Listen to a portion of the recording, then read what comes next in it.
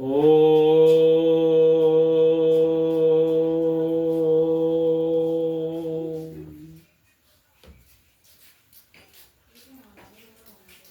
के भाग के अंतर्गत डॉक्टर बाबा साहब भीमराव अम्बेडकर के उद्बोधन का वर्णन किया गया था। आज हम प्रारूप संविधान का प्रथम वाचन इसका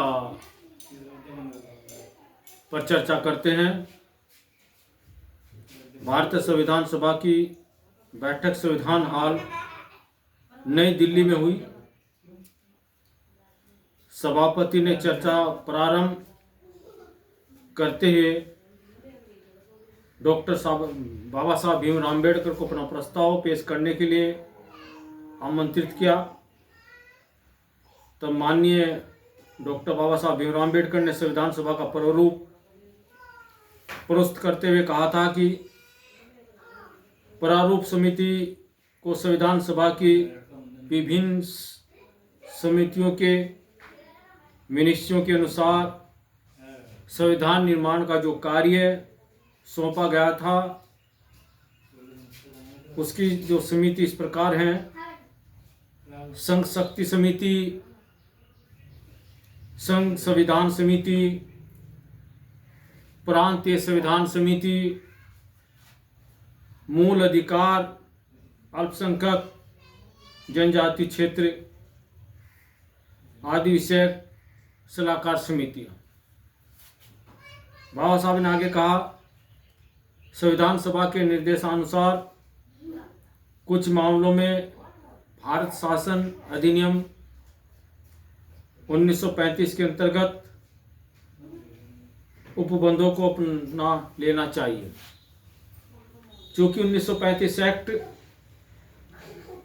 प्रथम, द्वितीय और तृतीय गोलमेज सम्मेलन जो लंदन के अंदर हुआ था, उसमें डॉक्टर बाबा साहब भीमराव अम्बेडकर और अन्य विद्वानों ने भारत की अधिकांश समस्या रखी थी और उनके समाधान का चर्चा हुई थी। इसलिए यह अधिनियम भी अति महत्वपूर्ण है और 1935 एक्ट के जो अधिनियम है उसकी अधिकांश चीज़ों को स्वीकार किया गया।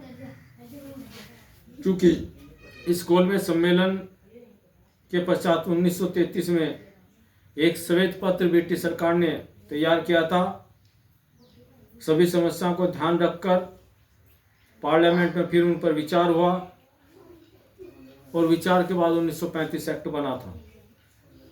इसलिए इसमें अधिकांश चीज़ें भारत से संबंधित हैं, भारतीय जनता के संबंधित हैं, इसलिए उनको स्वीकार किया गया है। संविधान के अंतर्गत कुछ चीज़ें अमेरिका और इंग्लैंड से ली गई हैं। प्रारूप संविधान में भारतीय संघ के शीर्ष पर एक पदाधिकारी रखा जाएगा जिसे राष्ट्रपति कहा जाता है। ये चीज़ें संयुक्त राज्य अमेरिका से ली गई हैं। और जैसे कल बताया था, शेष चीज़ें इसलिए स्वीकार नहीं की गई क्योंकि हमारा देश एक छोटा राज्य नहीं, बहुत बड़ा राज्य है। ऐसा करने के पश्चात हमको सफलता नहीं मिलती। इसलिए हमने देश का एक सर्वोच्च पदाधिकारी हो, इसको राष्ट्रपति कहा, और किंतु हमने अमेरिका की शासन प्रणाली को राष्ट्रपति प्रणाली कहते हैं, उसको नहीं पूर्ण रूप से माना। हमारे प्रारूप में प्रस्ताव प्रणाली संसदीय शासन प्रणाली, अर्थात शासन की शक्ति संसदीय कार्य प्रणाली के पास हो। हमारे यहाँ राष्ट्रपति का वह स्थान है जो इंग्लैंड के अंदर एक राजा का स्थान होता है। भारतीय मंत्री केवल सदन के सदस्य ही नहीं बनेंगे।